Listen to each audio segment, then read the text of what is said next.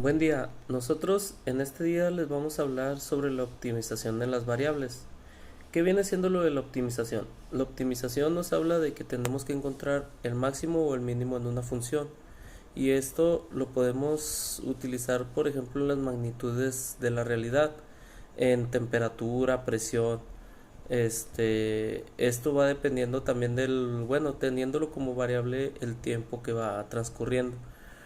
Como por ejemplo lo podemos ver en los termostatos de los vehículos.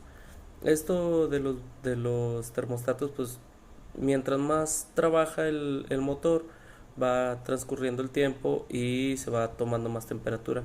Entonces llega un momento que va a tender esa temperatura y va a hacer que abra el termostato para dejar pasar el aire frío, el anticongelante frío al motor para evitar su sobrecalentamiento.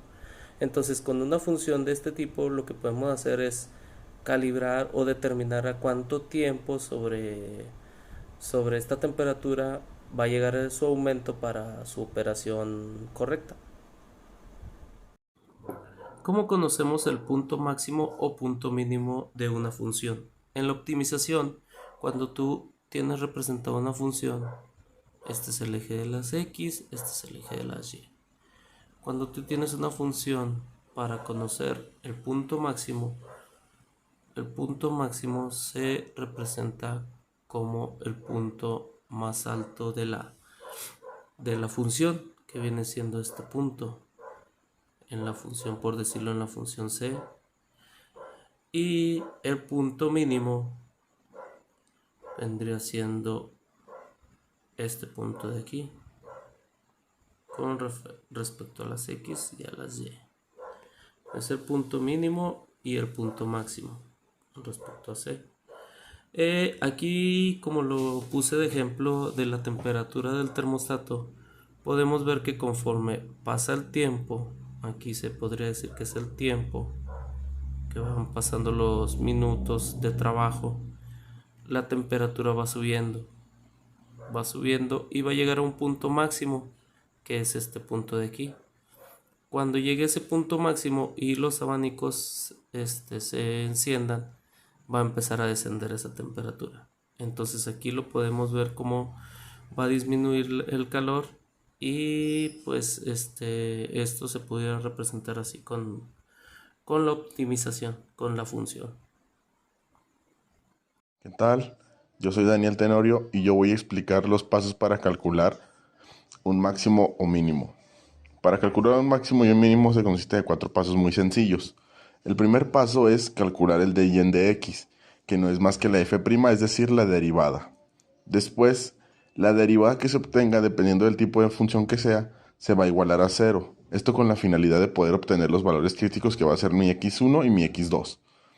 Después, como tercer paso, calculamos la segunda derivada, pero esos valores, cuando la calculemos, los valores que calculamos en el paso 2 los vamos a sustituir en la derivada. ¿Esto por qué? Porque en base a esto nos vamos a dar cuenta de cuál es el valor que tiene el mínimo y cuál es el valor que tiene máximo. Como paso número 4 es obtener el punto crítico, que el punto crítico no es más que la coordenada.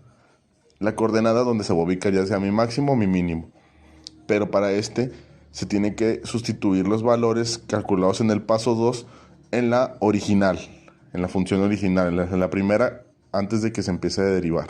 Para ejemplificar un poco más este problema, aquí tengo un pequeño ejemplo. Esta es la función original, x cúbica más 3x cuadrada menos 8. La derivada es 3x cuadrada más 6x. Obviamente por el 3 que pasa a multiplicar a la x y se resta 1 el exponente y aquí se hace lo mismo. Y la derivada de una constante es siempre 0. Después el 3x cuadrada más 6x se iguala a 0. Aquí esta ecuación se podría igualar, o más bien se podría resolver mediante la fórmula general. Pero yo aquí en este caso la factoricé. Saqué la x que tienen el factor común, es una factorización por factor común. La x y su mínimo común múltiplo, que es el 3. Después el 3x se iguala a 0, junto con el x más 2 también se iguala a 0. Y pues procedemos a hacer los despejes y me da que mi x1 es igual a 0 y mi x2 es igual a menos 2. Después nos vamos a lo que fue la primera derivada de la función. vamos a calcularle a esta la segunda derivada, que es 6x más 6. Y como ya había mencionado antes, los valores que obtuve, que fueron 0 y menos 2, los voy a sustituir en la de segunda derivada para poder obtener mis puntos críticos. Por ejemplo, aquí ya sustituí el 0 y el resultado fue 6, es positivo. Y según la regla aquí me dice que si la constante es mayor que 0, es decir, que es positiva y es un mínimo, y la gráfica quedaría de la siguiente manera. Y si el valor me da un negativo, como en este caso, es decir, que es un máximo, porque es menor que 0, es menos 6. Después vamos a obtener lo que es ya finalmente el mínimo y el máximo, pero en coordenadas, que no es más que en la función original a que teníamos al principio, esos mismos valores calculados en el paso 2, el 0 y el menos 2, sustituirlos para que me pueda dar la coordenada en y, porque recordemos que el 0 y el menos 2 son coordenadas en x, y a mí lo que me falta para tener mi coordenada completa es el valor de y el resultado aquí es 8, o sea que mi mínimo se encuentra ubicado en el 0,8, 0 en x, sería 0 en x y 8 en y mi máximo en el otro punto quedaría en el menos 2, menos 4, menos 2 en x y menos 4 en y. Bien, ahora pasaremos al siguiente ejemplo. El siguiente ejemplo utilizando la teoría de máximos y mínimos y utilizando los criterios de primera y segunda derivadas según sea el caso. El ejemplo habla de una fábrica de muebles, donde esta es la función de costos. Esta función es lo que le cuesta a la fábrica realizar ciertos muebles. La X que la vemos aquí es la que representa la N cantidad de muebles que se deben de realizar en el mes mensual para generar una ganancia. Aquí tenemos también una pregunta que tendremos que contestar, la utilidad máxima mensual. ¿Qué cantidad máxima mensual podemos tener para tener una mayor ganancia posible? Sí, aquí nosotros solamente nos vamos a enfocar en un producto en especial, que es el escritorio, donde aquí nos habla que cuesta $2,800. Bueno, entonces seguimos. Para obtener la utilidad tendríamos que hacer esta función, donde el ingreso mensual o utilidad mensual menos el costo mensual. Sí, para obtener este dato, nosotros nos vamos acá y sabemos que 2800 son por escritorio. Entonces 2800 X sería nuestra función de utilidad, de ingreso, vaya, en este caso. Entonces tenemos o sustituimos 2800X, que es la función de utilidad, menos el costo mensual. El costo mensual es la función principal, el costo que tenemos al principio. Aquí ya igualamos la función a 0 y tengo aquí un negativo, y lo que voy a hacer es que voy a multiplicar por menos 1 para que se me haga positivo, para después poder factorizar, y nos quedaría la función de la siguiente manera, que sería 3x cuadrada